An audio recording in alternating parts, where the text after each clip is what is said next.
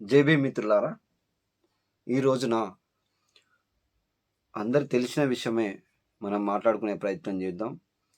సమాజంలో నేను నా కుటుంబం బాగుంటే చాలు అనుకునేవారు, నేను నా కుటుంబం సమాజం,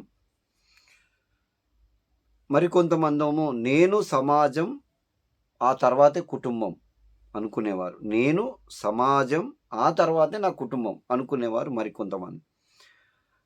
అయితే ఇదంతా ఎందుకు చెప్తున్నానంటే, మనం భవిష్యత్తులో బహుజన రాజ్యం కోసం కొట్లాడకపోతే, బహుజన రాజ్యం కోసం కుటుంబం నుంచెళ్ళి ఒకరిని ఇవ్వకపోతే, రాజకీయాల్లోకి పంపకపోతే, రాజకీయ పార్టీ అయిన బహుజన్ సమాజ్ పార్టీకి పంపకపోతే, మనం భావితరాలకు ఎన్ని కోట్లు సంపాదించినా ఆత్మగౌరవాన్ని ఇయ్యం. అదే బానిసత్వాన్నే ఇత్తాం.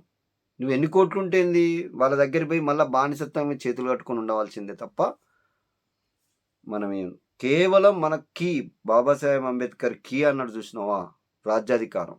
అల్లా అయితేనే నువ్వు రాజుగా ఉండగలుగుతావు.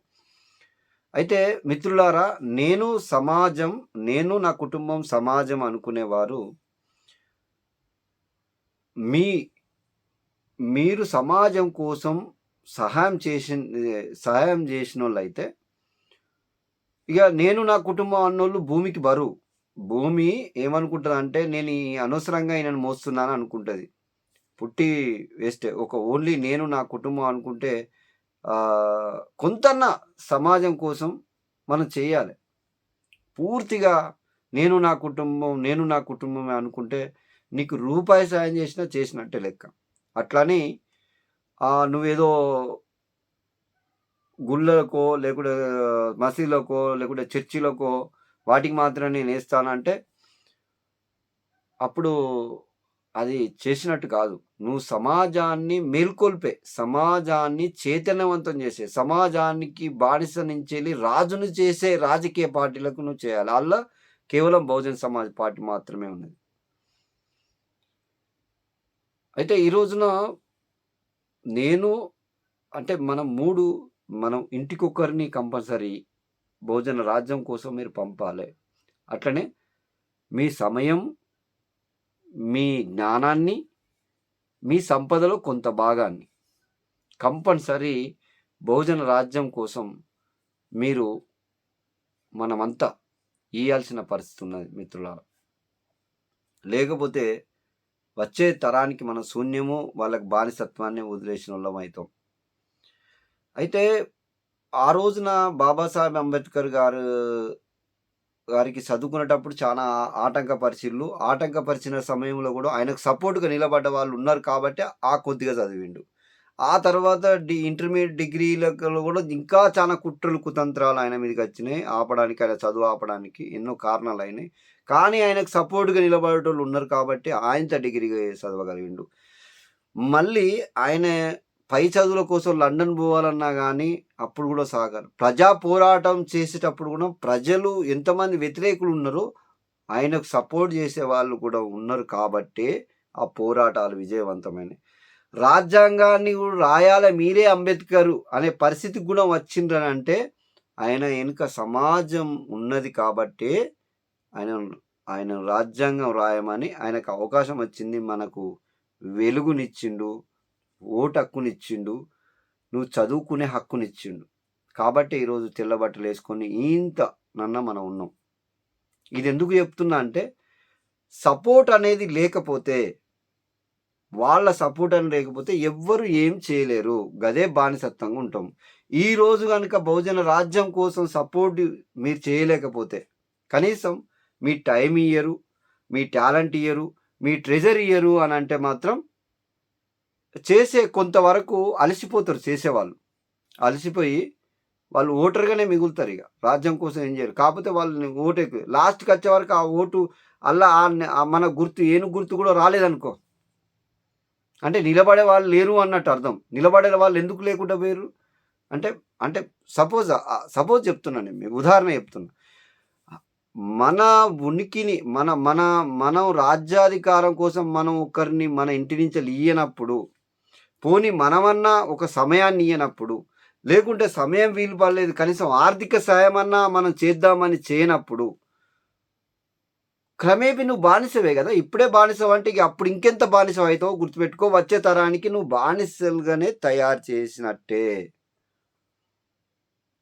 కాబట్టి మరి భూమికి బరువున్నోళ్ళను వాళ్ళు గూడా మీరు ఆలోచించుకోవాలి. ఎందుకంటే మీరు కొంతన్నా సమాజానికి జేయాలి. కానీ ఇప్పుడు చేస్తున్న వారు మీకు ధన్యవాదాలు తెలియజేస్తున్నాను. ఎందుకంటే మీరు జ్ఞానవంతులు. మీరు ఇంతనన్నా చేస్తున్నారు కాబట్టే ఈ రోజున నీలి జెండా రెపరెపలాడుతున్నది.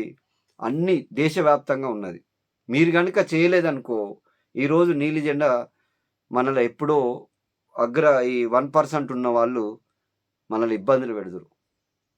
కాబట్టి మిత్రులారా, ఆ రోజున అంబేద్కర్ గారికి సపోర్ట్‌గా ఉన్నారు కాబట్టే ఆయనతో అయింది. ఈ రోజున గూడా మీ అందరి సపోర్ట్ కొంతమంది సపోర్ట్ ఉన్నది కాబట్టి ఏంటన్న ఇంకా మీరు సపోర్ట్‌గా నిలబడి మీ ఇంటి నుంచి గూడా ఒకరిని రాజకీయాలకు రాజ్యం సాధించే బహుజన్ సమాజ్ పార్టీకి పంపితే, ఆ ఐడియాలజీ దానికి పంపితే ఆటోమేటిక్‌గా మనకు బహుజన రాజ్యం వస్తది. మనం రాజులుగా ఉండడానికి అవకాశం ఉంటది. బానిసత్వాన్ని సంఖ్యలను మనం తెంపగలుగుతాం. సిద్ధాంతాన్ని ఈక్వాలిటీని అందరిని ఈక్వాలిటీని ఇయ్యగలుగుతాడు. నీ కొడుకు డిగ్రీ ఉద్యోగం చేసినా గానీ ఇంటర్మీడియేట్ అగ్రకుల అమ్మాయిని చేసుకునే అర్హత లేదిప్పుడు.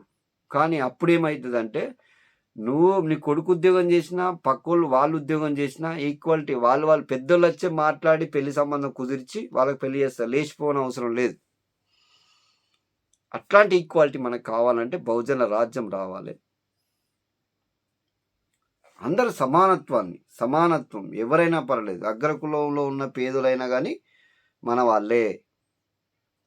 కానీ కొంతమంది అందులో ఉన్న దోపిడిదారులు కొంతమంది మనలా దోసుకుంటూ వాళ్ళు మాత్రమే ఉంటున్నారు. ఇక్కడ పేద అగ్రకులానికి గూడా పేదవాడు మంచి అగ్రకులస్తుడున్నా గానీ వాళ్ళని గూడా వాళ్ళు దేకరు. అంటే వాళ్ళు దగ్గర రానియరు.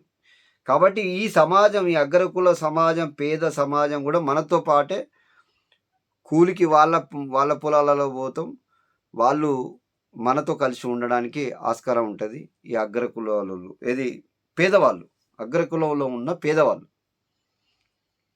ఇక అగ్రకులంలో ఉన్నవారు దోపిడిదారులు ఎక్కువ రాజకీయ నాయకులే ఉంటారు. మీతో వ్యాపారం చేసేటోళ్ళు కూడా ఎక్కువ ఉండరు. కాబట్టి విచిత్రం ఏందంటే ఈ 3% ఉన్నోళ్ళ దగ్గరనే సంపద ఉన్నది. ఈ మొత్తం వీళ్ళందరూ సరిపోయేంత సంపద వాళ్ళ దగ్గరనే ఉన్నది. కానీ మాట్లాడేటోళ్ళు కరువైపోయిళ్ళు. ఇప్పుడు ఏ పార్టీ అయినా అదే సంపాదన కోసమే వాళ్ళు కొట్లాడతారు తప్ప, ఈ పీడిత వర్గాల కోసం మాట్లాడే వాళ్ళు లేకుండా కరువైపోయిళ్ళు. ఎందుకంటే ప్రతిసారి డబ్బులిచ్చుడు, వాళ్ళు గెలుచుడు. ఏదో కాంట్రాక్టర్ దగ్గర డబ్బులు అడుక్కోవడం, మళ్ళా వాళ్ళు పెట్టుబడి పెట్టడం, మళ్ళీ అదే కాంట్రాక్టర్‌కు వాళ్ళు ఇచ్చుడు. ఇప్పుడు మన బహుజన సమాజ్ పార్టీ వేరే కాంట్రాక్టర్‌కు అడిగి తీసుకోవచ్చు గాక. కానీ మళ్ళా వాళ్ళకే మనం కాంట్రాక్ట్‌లు వాళ్ళకి అన్నీ మనం ఇయ్యాల్సి వస్తది. అందుకే బహుజనులైన మనమే ఇయ్యాలే. బహుజనులను మనమే సహాయం చేసి మనము రాజ్యాధికారం తెప్పించుకోవాలి. కాబట్టి ఎస్సీ, ఎస్టీ, బీసీ, మైనారిటీల అగ్రకులంలో ఉన్న పేదవాళ్ళారా, ఖచ్చితంగా బహుజన రాజ్యం కోసం ఈక్వాలిటీని కోరే ప్రతి ఒక్క బహుజనుడా ఖచ్చితంగా నీ రూపాయి సహాయం చేయాలి. నీ ఇంటి నుంచి ఒకరిని బహుజన రాజ్యం కోసం నువ్వు పంపియాల్సిందిగా కోరుతూ జై భీమ్, జై భారత్.